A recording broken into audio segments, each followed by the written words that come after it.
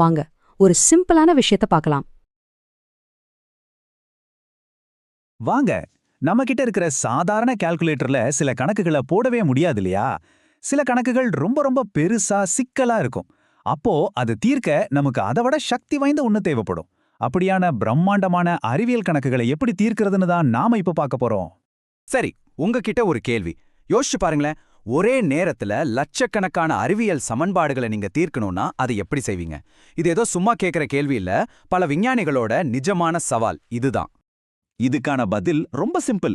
அதுக்கு நீங்க ஒரு அறிவியல் சூப்பர் கால்குலேட்டரை பயன்படுத்தணும். இது நம்ம கணக்கு போட பயன்படுத்துற சாதாரண கால்குலேட்டர் மாதிரி இல்ல, இது அதுக்கும் மேல. புரோகிராமிங் உலகத்துல இந்த சூப்பர் கால்குலேட்டருக்கு ஒரு பேர் இருக்கு. அதுதான் லைப்ரரி. அதாவது என்னன்னா, ஒரு கஷ்டமான வேலைய ரொம்ப சுலபமா முடிக்கிறதுக்காக ஏற்கனவே எழுதி வச்சிருக்கிற ரெடிமேட் கோடுகளோட ஒரு பெட்டி மாதிரி இது. இப்போ நாம பேச போற அந்த ஹீரோ, அந்த சூப்பர் கால்குலேட்டர் லைப்ரரியோட பேரு தான் SciPy. அறிவியல் சவால்களை சமாளிக்கிறதுக்காகவே பிரத்யேகமா உருவாக்கப்பட்ட ஒரு பயங்கர சக்தி வாய்ந்த கருவி இது. SciPy இந்த பேரை பிரிச்சு பார்த்தாலே அதோட வேலை என்னன்னு புரிஞ்சிடும். சை அப்படின்னா சயின்டிஃபிக், அதாவது அறிவியல். பை அப்படின்னா பைத்தான். ரொம்ப சுலபமா சொல்லணும்னா, பைத்தான் புரோகிராமிங் மொழியை பயன்படுத்தி அறிவியல் கணக்குகளை போடுறது தான் இதோட வேலை. ஆனா இந்த SciPy தனியா வேலை செய்யாது. அதுக்கு நம்பைன்னு இன்னொரு கருவி ரொம்ப முக்கியம். நம்பைய ஒரு கட்டிடத்தோட அஸ்திவாரம்னு வச்சுக்கோங்க. அதுதான் கோடிக்கணக்கான எண்களை எல்லாம் அழகா வரிசைப்படுத்தி ஒழுங்கா அடுக்கி வைக்கும். SciPy அந்த வலுவான அஸ்திவாரத்துக்கு மேல ஒரு பெரிய வானுயர்ந்த கட்டிடத்தையே கட்டுது. அதாவது நம்பை தயார் செஞ்சு கொடுக்கிற அந்த எண்களை வச்சு SciPy பிரம்மாண்டமான கணக்குகளை போட்டு தீர்க்குது. நம்ம எல்லாருமே ஸ்கூல்ல V=IR இல்லனா PV=NRTன்னு சில ஃபார்முலாக்களை படிச்சிருப்போம் இல்லையா?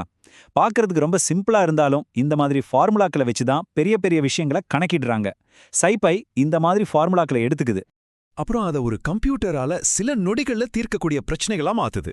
இது எவ்வளவு பெரிய விஷயம் தெரியுமா? ஒரு மனுஷன் கால்குலேட்டரோட உட்காந்து ஒரு கணக்க போட பல 100 வருஷங்கள் ஆகும்னா, SciPy அதை சில மணி நேரங்கள்ல முடிச்சிடும். தியரிய பிராக்டிக்கலா மாத்துறதுல தான் SciPyயோட உண்மையான பவர் இருக்கு. சரி, SciPy எவ்வளோ சக்தி வாய்ந்ததுன்னு பார்த்தோம். இப்போ அதோட நிஜ உலக பயன்பாடுகளை பார்க்கலாம். நம்ம எதிர்காலத்தையே கணிக்கிறதுல அது எப்படி உதவுதுன்னு பார்ப்போமா? முதல்ல வானிலை அறிக்கை. பல வருஷங்களோட காத்து, மழை, வெப்பநிலைன்னு எல்லா டேட்டாவையும் எடுத்து சிக்கலான மாடல்களை உருவாக்கி நாளைக்கு மழை வருமா, வெயில் அடிக்குமான்னு கிட்டத்தட்ட துல்லியமா சொல்லுது. மனுஷங்க செஞ்சா பல வருஷங்கள் எடுக்கக்கூடிய ஒரு வேலையை SciPy சில நிமிடங்கள்ல முடிக்குது. அடுத்து மருத்துவம். ஒரு நோயை குணப்படுத்த சரியான மருந்து எதுன்னு கண்டுபிடிக்க ஆயிரக்கணக்கான ரசாயனங்களை ஒன்னொன்னா சோதிக்கணும். ஆனா SciPy டிஜிட்டலா, அதாவது கம்ப்யூட்டர்லயே ஆயிரக்கணக்கான ரசாயனங்களை சோதிச்சு எது வேலை செய்யும்னு கண்டுபிடிச்சு சொல்லிடும். ஒரு டிஜிட்டல் அசிஸ்டன்ட் மாதிரி. இது நேரத்தையும் கோடிக்கணக்கான பணத்தையும் மிச்சப்படுத்துது. மருத்துவ உலகத்தை விட்டுட்டு இப்ப நம்மள சுத்தி இருக்கிற கட்டிடங்கள், பாலங்கள்னு இன்ஜினியரிங் உலகத்துக்குள்ள போலாம். என்னைக்காவது ஒரு பெரிய பாலத்தையோ இல்ல ஒரு கோயில்ல இருக்கிற பழங்கால கல் தூணியோ பார்க்கும்போது யோசிச்சிருக்கீங்களா? இது எப்படி இவ்ளோ வருஷமா உடையாம நிக்குது? இது போதுமான அளவு வலுவா இருக்குன்னு இன்ஜினியர்ஸ் எப்படி முடிவு செய்றாங்க? இதுக்கு பின்னாடி 2 முக்கியமான அறிவியல் வார்த்தைகள் இருக்கு. ஒன்னு ஸ்ட்ரெஸ், அதாவது ஒரு பொருள் மேல நாம எவ்வளவு விசை அல்லது அழுத்தத்தை கொடுக்கறோம் அப்படிங்கிறது. இன்னொன்னு ஸ்ட்ரெயின், அந்த அழுத்தத்தால அந்த பொருள் எந்த அளவுக்கு வளைஞ்சு கொடுக்குது அல்லது அதோட வடிவம் மாறுதுங்கிறது.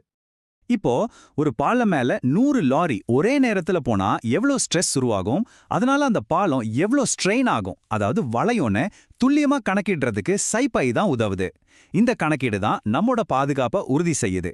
இது வெறும் கணக்கில்ல, நம்ம பாதுகாப்புக்கான அஸ்திவாரம். அப்போ மொத்தத்துல இந்த கணக்கீட்டு சக்தியோட உண்மையான தாக்கம் என்ன? இதனால நமக்கு என்ன கிடைக்குது?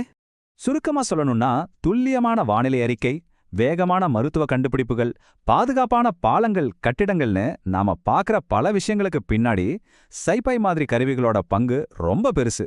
மனித மூளைக்கு சாத்தியமில்லாத கணக்குகளை இது சாத்தியமாக்குது. இந்த விளக்கம் SciPyயோட உலகத்தை உங்களுக்கு ஒரு சின்ன அறிமுகம் செஞ்சு வச்சிருக்கோன்னு நம்புறேன். இப்போ உங்களுக்கான ஒரு கேள்வி. உங்க கையில இப்படி ஒரு சூப்பர் கால்குலேட்டர் கிடைச்சா இந்த உலகத்தோட எந்த பெரிய பிரச்சனைக்கு நீங்க தீர்வு கண்டுபிடிக்க முயற்சி பண்ணுவீங்க? யோசிச்சு பாருங்க. இந்த வீடியோ உங்களுக்கு பிடிச்சிருந்ததுன்னா லைக் பண்ணுங்க, ஷேர் பண்ணுங்க, சப்ஸ்கிரைப் பண்ணுங்க. தேங்க்யூ ஃபார் வாட்சிங்.